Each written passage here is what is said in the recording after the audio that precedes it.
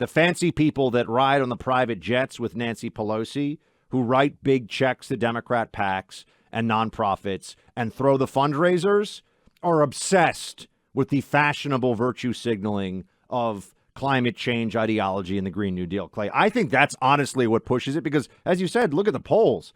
The people they're trying to win votes from, they basically fool into thinking the Democrat Party still cares about working people. It does not. It cares about those who are really rich and really dependent. But they're going to not win any of those votes in Arizona, Nevada, Pennsylvania, Michigan, Wisconsin with this stuff.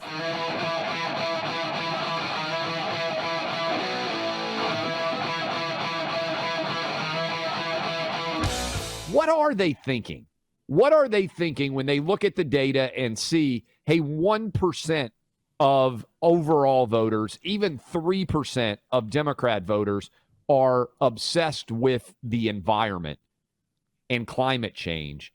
And yet Biden hasn't had anything on his schedule for 2 days. And then suddenly he's going up to Massachusetts to make a big speech about the existential threat to our country that's coming from climate change.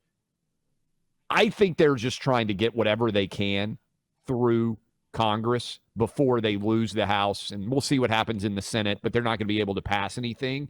And this is their last best shot to try to do so. What do you think's going on? I think that the environmentalist wacko wing of the Democrat Party, even though it's not large, it is very moneyed and very well connected. So Nancy Pelosi, for example, walks around talking about how the climate crisis is real because the kind of people that, run the companies that her husband invests in, that he seems to be good very good at. Good timing there again by Paul Pelosi, huh? Got a lot of skills, apparently. This is what Pelosi says. The climate crisis is a real one. There's a short fuse on it. We must act. We cannot ignore the science or the governance, the protections that go with it. It is a public health issue, preserving clean air and clean water for our children, the air they breathe, the water they drink. It's an immediate health issue. It's an economic necessity, creating good-paying jobs in the industries of the future while staving off catastrophic cost of inaction. Just blather, right? But the fancy people that ride on the private jets with Nancy Pelosi, who write big checks to Democrat PACs and nonprofits and throw the fundraisers, are obsessed with the fashionable virtue signaling of climate change ideology and the Green New Deal. Clay, I think that's honestly what pushes it because, as you said, look at the polls.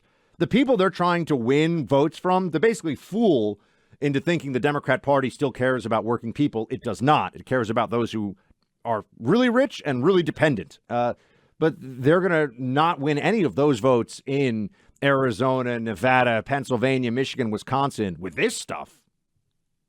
You're 100% right. I also, in addition to the high dollar donors, I think Biden probably internally got massacred for making that trip to Saudi Arabia and going on bended knee and giving the fist pound to MBS and begging for them to produce more oil and gas, even though it's not going to occur. Because remember, a lot of Democrats consider high gas prices to be fantastic because that means that the Green New Deal is getting more competitive. When gas prices are $5 a gallon, all of a sudden the windmills and the solar and the electric cost, which are far more expensive, starts to look like a more viable option. The problem with that is the vast majority of Americans can't afford electric cars, and they keep selling this idea, which makes them look Marie Antoinette-esque, the Democrats do, of, well, if gas prices are too high,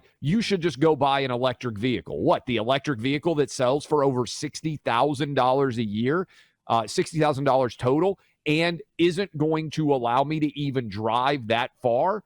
So these are not viable options for lots of people out there.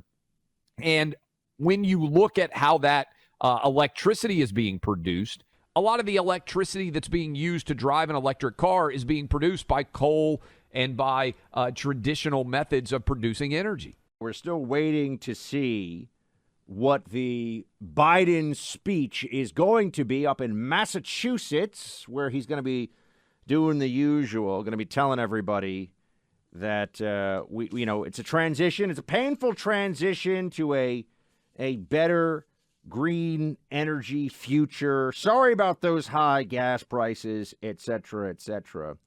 But they're actually not sorry because they think that this is saving the planet. Here is Biden's energy advisor, Amos Hochstein, saying, look, we need to limit oil production to accelerate the transition. I think we've been clear that we want to see the U.S. Industry increase oil production. And in fact, we've already seen us go to 12 million barrels a day. And I think that you're going to see those numbers go to a peak, to an all-time record early next year. So it's about making a choice between what is the short term and the medium term so that we can make sure we have enough oil and gas to support us through the transition. And what are the kind of steps that we don't want the oil and gas industry to take that would have long-term consequences when we don't want new major projects that would take 20, 30 years to become profitable. So we have to make that differentiation to make sure that the American consumer has what it needs to grow our economy and the global economy, but not take steps and endanger the climate work that we're trying to do to make sure that we're on a better footing to accelerate the transition. And so they want to tell you they want more gas and oil, but not like too much because it's icky and destroying the planet. But they know that voters are looking at them like, why are you so crazy? And then Pete Buttigieg comes along, for example, and says, look, the more pain you experience, the deeper into credit card debt you go trying to fill up your tank, the better it is because you're going to be so much more enthusiastic about getting a electric car. Of course, the more pain we are all experiencing from the high price of gas, the more benefit there is for those who can access electric vehicles. I mean, Clay, that's it, right? John Kerry spoke, what was it, a month or two ago and said, we don't want to lose focus in this Ukraine war on the transition to green energy. We don't want Putin to forget about what's really important. He's shelling cities into the ground, but let's worry about CO2 emissions from the guy. These people are nuts. They're zealots. They actually have a problem. It is Marie Antoinette. It is Marie Antoinette over and over and over again. You're not the only one who thinks so, Clay. You know who says this? Our buddy Geraldo. Play it. He sounded very Marie Antoinette, very the Queen of France who was beheaded because she said, let them eat cake. He sounded a lot like that. Oh, too bad you can't buy an electric vehicle. You should, and nah, if you can't. By the way, she never actually said that, but that's a side note. That's what I was going to do. I was going to be a history nerd there, and I was going to say, people may have been a little bit unfair to Marie Antoinette. George Washington also didn't do the cherry tree chop down. Like, there's a lot of cliches that move in through American history, just like Donald Trump didn't say they're very fine people on both sides surrounding Charlottesville. If you actually go back, there's lots of things that end up not being true. But the truth that was embedded in what Marie Antoinette said is that the ruling estate of France was so out of touch with the proletariat, with everybody out there who was unable to live normal lives, that Versailles Palace, which, by the way, is extraordinary, and I hope everybody gets a chance to walk through it sometime, but when everybody is struggling and the rich people are living in the huge palace, it isn't a good idea to be selling that. And Mayor Pete is relatively unaccomplished. I give him credit because he decided to run for president out of nowhere, mayor of South Bend, Indiana. And if you talk to people around Notre Dame, not even a very good mayor of South Bend, Indiana. It's not like he came in and completely revitalized that place. A lot of issues still exist in South Bend, Indiana. And then he decides he's going to run for president. And the Democrat bench is so weak that he actually caught fire with the woke white community. And the woke white community, and I'm going to keep hammering them, Buck, they are destroying this country. Everybody out there who is listening right now, if you want to go to war, metaphorically, of course, in argument's sake, your enemy is the woke white imbecile who thinks that America is an awful place, who is leading us down this primrose path of utter destruction, and their saint, the leader of their parade, is Mayor Pete and everyone like Mayor Pete, who wants to lecture us that interstates are racist, that everything in American history is systemically awful. The people who are having to pay $5 a gallon or $4.50 or whatever the dollar figure is right now, it's still over $100 to fill my car up. I'll tell you that right now. Prices have come down a little bit. And nobody that I'm talking to all over the Southeast, Buck, is sitting around saying, you know what?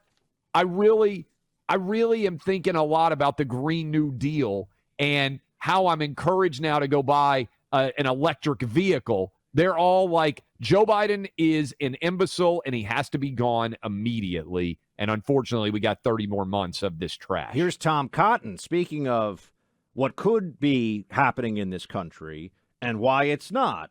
What happened under President Trump, for example. We achieved full energy independence for our needs. And we had so much prosperity that I think people forgot what it's like to have a dumbass Democrat making the calls. And so they lost sight of how quickly things could turn around. Here is Senator Cotton. What's happening with gas prices and electricity prices, not an accident, it's not inadvertent. This is what Joe Biden and the Democrats wanted. He promised in the campaign that he would end America's use of fossil fuels. Barack Obama's energy secretary once said that gas needed to cost here what it costs in Europe, which is about $8 to $10 a gallon. This is a highly ideological war against American energy. And look what it's gotten us. The president has not just had to walk back his own past criticisms of Saudi Arabia, but try to get more oil from Iran and Venezuela. Well, you know, we have plenty of oil in Arkansas and Louisiana and Texas and North Dakota. We could produce enough oil and gas and coal here to be totally energy independent and to support our allies overseas. But Joe Biden and the Democratic Party continue to wage their ideological war against American industry. American energy, Clay, is, we always talk, you know, the wealth of the American people is the American people. Yeah, that's true. But actually, our energy is really important. Our energy reserves are really important.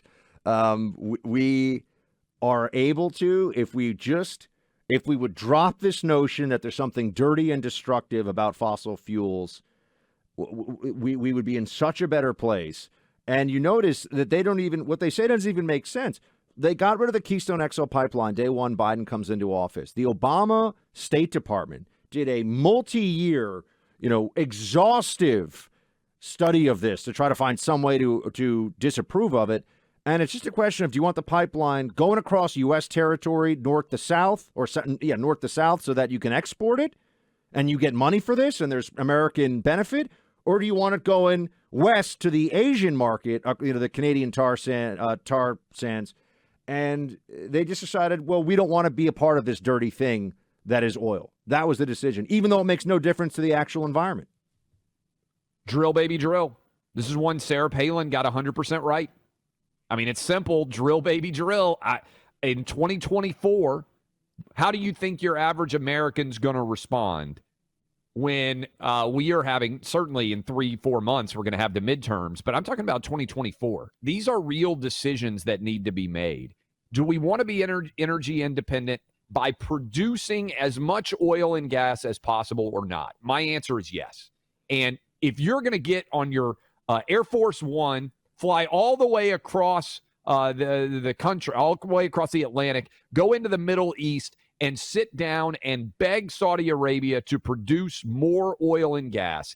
If we had a real media in this country, when Joe Biden goes up for this climate discussion, somebody would just raise a hand and say, why is it better for you to beg Saudi Arabia to produce more oil and gas when they produce it in a dirtier fashion than just allowing American oil and gas to be produced so that we make all of those hundreds of billions of dollars in this country and we can energy export, which is what we were doing under Trump, as opposed to having to beg all of these petro-dictator states for them to produce more.